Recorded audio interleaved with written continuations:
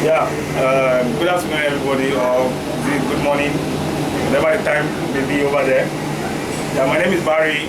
I'm here for representing the training team to give you a short simulation about the Phrenic inverter. That's the Phrenic type inverter. You know, we have different type of inverter, but for the simulation, mostly the one we use in Ota and Port Harcourt.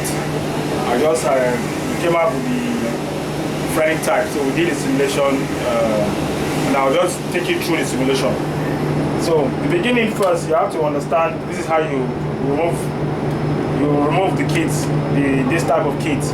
By there's no screws attached here. You just flip up to remove the top cover, then you remove the harness that contains where the wiring is. So based on the wiring, as you can see, it's normal wiring for those people that are good in electrical electronics and I can do normal wiring diagram. This first one you are seeing here is the three-phase source. You know the three-phase supply, 380 volts. You have both the ROST, or you say line 1, line 2, line 3, or you use three-phase. So this is the ground, black. This black here is the ground, you can see.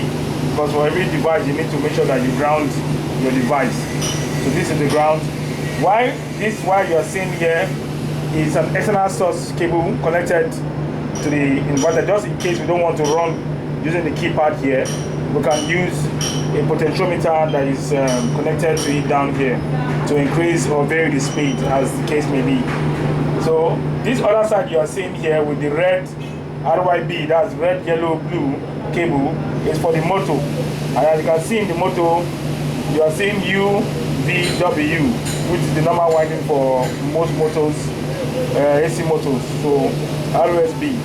Then this one you are seeing here, which is the last, is a DC bus, which is like what they call a DC reactor, to prevent sudden shock on the device, so that at least when you power the device, there will be no spark, and also for filtering of the device as well. That's why we connect it to the DB and also in the positive terminal here. So these are just basic connection of the Phrenic inverter. I get it now. Even if you are using the same one, which was this one is a 41, as you can see here, this one has a screw which you need to open here. This type is the one that comes with both the LCD and the LED, but this one does not have LCD. So you can just flip this one also from the side here up, and these are the internal components which are just almost the same with what you have here. So all the terminals you are seeing here on this side is almost the same thing with what you have on this side. Also the same lettering because it is the same makers. So even if you are substituting, like in this process or in this project, we are substituting this 41. This one has a broken screen. The screen is no longer working. So even if you don't have the same one, you can use an alternative one also, which is this one, to still work. So engineering should not be complaining that they don't have the same one to be used. They can also use another one of almost the same type with the same specifications that will still do the same work with the motor. So based on this, once you are through with this, it is advisable you call somebody that is skilled in electrical electronics to check your wiring diagrams once it is connected. Once this one is certified, you put back your harness to cover the electrical parts. I told you there's no screw here, so you have to make sure that you flip it so that none of the harness is pressing any wire. So you have to make sure that you position it very well so that it sits properly. Or sometimes it used to be a little bit tough. So you make sure you press it till you have a click. So it's a little bit difficult now because, okay. So then you put the top cover, which is the top cover, and you can even see in the top cover, you have almost all the electric you have for the wiring for proper visibility. So this one you are seeing here is single phase, because this device can also use single phase. Can also use a single phase, can also use a three phase. I'm getting it now. So you have line 1, line 2. Then we also have which are the inputs. Then we have the three phase also, L1, L2, L3, which you can see. Then this is for the motor. Then this is for the filter, the DC reactor also. And you have also your ground there. So you cover it back, that's the same way you remove it. By fixing the top first, before you, so you will hear a click. So when this thing is verified, as I told you, it is very important that you look for somebody that is very skilled to check your wiring before you power this device. Otherwise, you might have complications. So in this device, our main source, we have a MCB from the source to protect like a circuit breaker, to protect our also main lights from coming to the inverter. So let me power it on so that to power the device. So when you power the device will come up this way. Although this number you are seeing is the last frequency that was run before this experiment is being carried out. So I want to take it to 0 because naturally you're supposed to see 0. You're supposed to see 0, and this is a 5-digit LED 7-segment. 5-digit LED 7-segment display. So the first thing you're supposed to do once you power it on, do not, I repeat, do not press start. Because if you press start without imputing the motor information into your inverter, you might either damage the motor or damage your inverter. So immediately you power it on, this is exactly what you will see, 000 blinking. So the first thing you do now is to program. And before you program, you must have your motor nameplate beside you at all times, because this is what you're going to use. This based on your supply, because you're using a three-phase 380 volts. That's what we're using. So we'll concentrate on this one. So we have a 3-phase also 480 like that, different one like that. But this is the one we're going to use. So everything on this line is what you're going to, both the current, the frequency, everything you're going to concentrate on this side. So the first thing you do here, you press your program button. So when you press the program button, you choose 0 FNC. 0 FNC is always a quick set. They call it quick setup. 0 FNC, if it is for this type that has the display, you're going to see quick start on this one on the display. So this one will show you 0 FNC. So the first thing you do now, you now enter. So when you enter, you will see F01. F01 is talking about the reference frequency. It's talking about the reference frequency. Means the reference frequency is a frequency where you want the inputs. When you are pressing a value, the inputs will go into your motor. Either it is in the keypad as your reference or an external device as your reference. So naturally, it's supposed to be on 0 if you are using the keypad, and it's supposed to be on 1 if you are using an external device like a potentiometer to power your device. So you enter. As I said, default is always 0 because we want to use the keypad. I'm getting it now. So it is 0 because I want to use the keypad, and I press enter. So once you press enter, it goes to the next parameter, which is F02. F02 is operation mode. That means how do you want to operate? What is a little bit different from the first one. That means your operation mode. You want it to go one way, or you want it to go both ways, or you want it to go both forward and reverse. This one is talking about the operation mode. So 0 can go forward and reverse. 1 we take you to the external surface, which is like a potentiometer. 2 will lock the device to only forward direction. While 3, when you put it on 3, it will lock the device on only reverse. So for this moment, it's on 0. So you have to leave it on 0. So you press enter as well. So immediately you press enter, it goes to the next parameter, which is F03. And F03 is called the maximum frequency.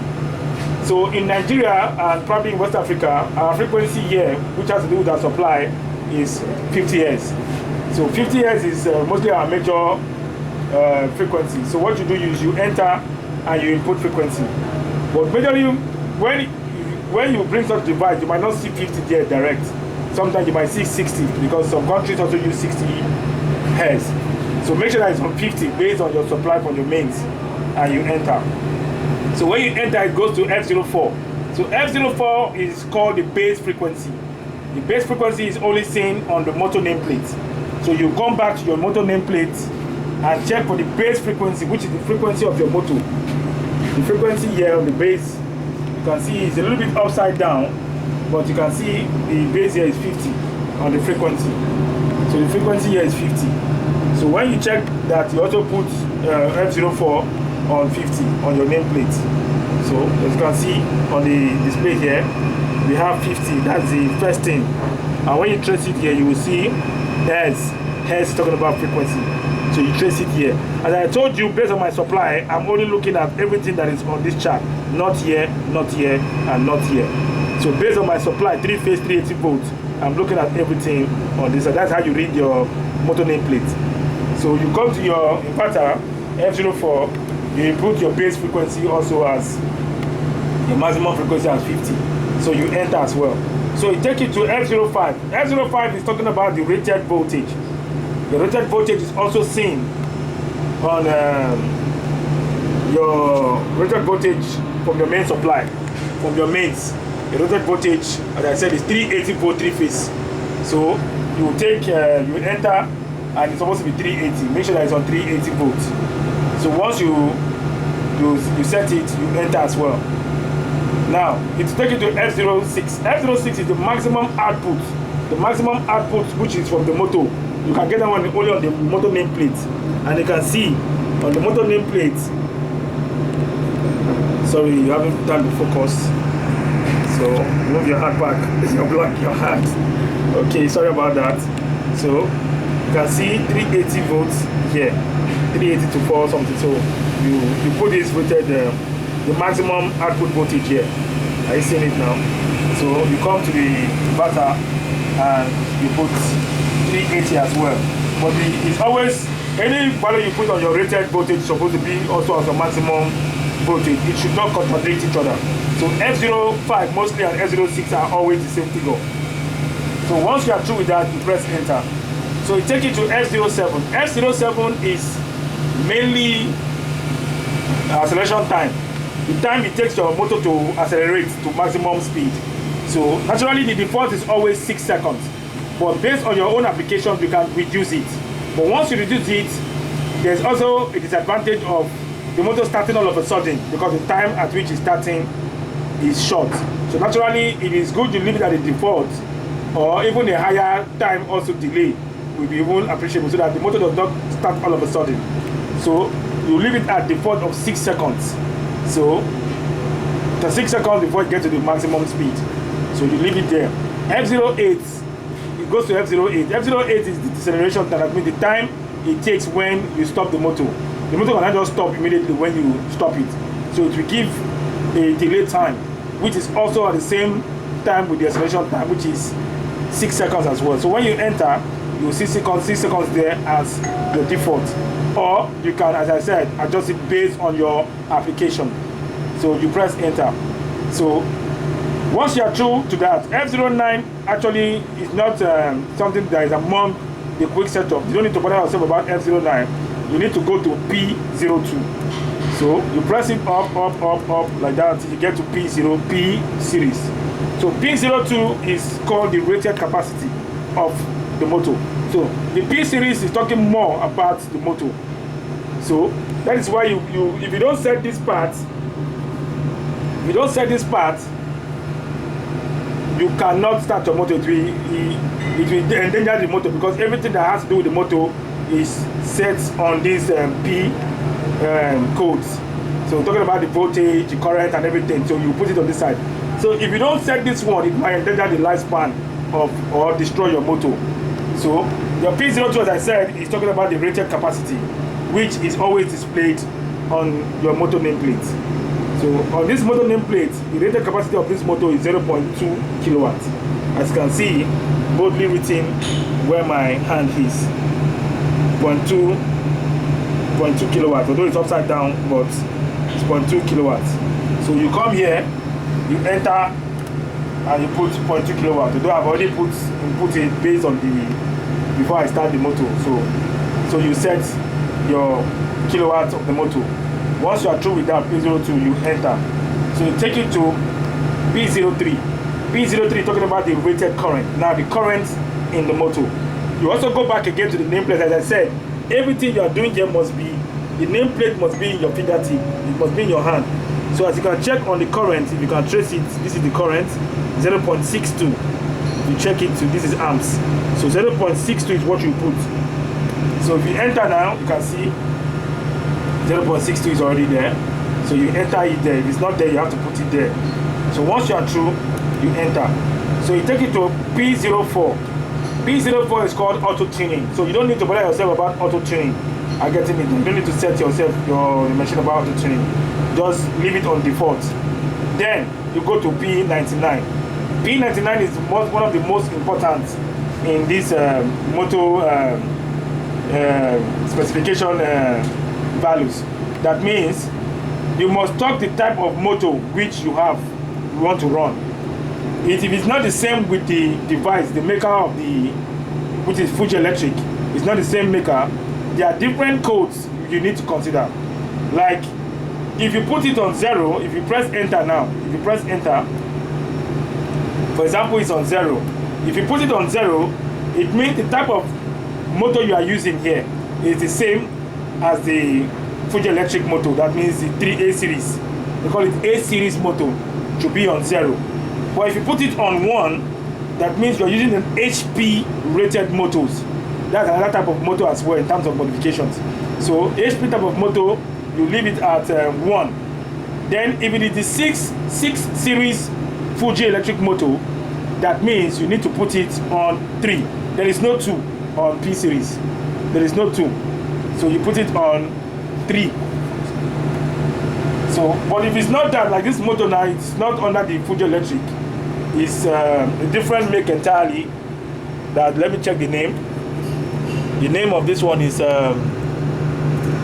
like a Japanese name, kind of. Let me see. Yeah, Sumutomo, like Sumutomo. You can see on the nameplate here. This is the make. Yeah, this is the make. It's not under the Fuji. So if it is not the same make with that of the inverter, as I said, for other motors, other type of motors that is not under the Fuji Electric motors, you have to put it on 4. 4 means for others. And as I explained to you, if you take it back, 0, 1, there is no 2. 2 is not among, based on the program. Then 3, then 4. 4, as I said, 4 is for other motors that is not the same with the Fuji Electric motor. Then you press enter.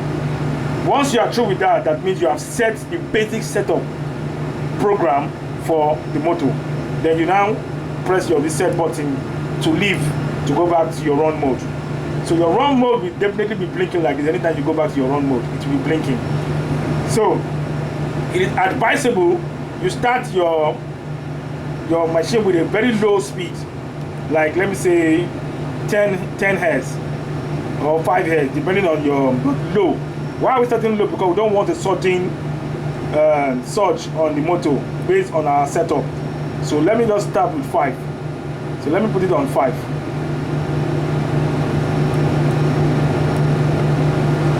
So this is going. I want to leave it on 5 Hz. So that is 5 Hz. So once it's set on 5 bars, you can now start. So as you can start, you can see the motor. The motor will be rotating slowly at 5 Hz. At 5 bars, you can see this is the forward direction. The motor will be moving. So you can gradually increase using the keypad. Like I told you, I'm using the keypad and not the potentiometer now, not the external source now. So I can gradually increase by placing my hand on it or tapping, and you can see the motor will be increasing gradually as I'm increasing it. You can see it's increasing, it's increasing, it's increasing. So I can increase it to the maximum frequency of 50 Hz. You can see at 50 Hz now our motor speed is maximum. So this motor, based on the settings, cannot go above this maximum frequency. So with that, you have done the basic setup, and you press the red button to stop. Now that is all about the keypad. Let me quickly explain the external part. The external part now, which is this external source. External source. The external source is a potentiometer. you can actually set it in such a way that your keypad will not be in use anymore, but you can use your external source by stopping and at the same time going to program. So when you go to program back and press enter, you can do that on F01. You can change either the keypad or the external source. So on this keypad you enter, I told you that 0 is for keypad. Once it's blinking 0, 0 means keypad. Once you put it on 1, it's telling you that it is an external source you want to attach to it. Then you enter. So it will write save. So once you save, you exit. So once you exit now, as you can see now, this keypad now, you can see it cannot start the device anymore. The keypad cannot start, and this one too cannot increase, just like it was doing before, because we have already changed the setup of the keypad, not for it not to work with the keypad. Are you seeing it now?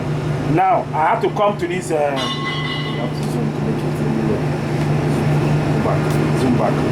So you have to check. This one now will not be our startup now. So immediately I wind now. Immediately I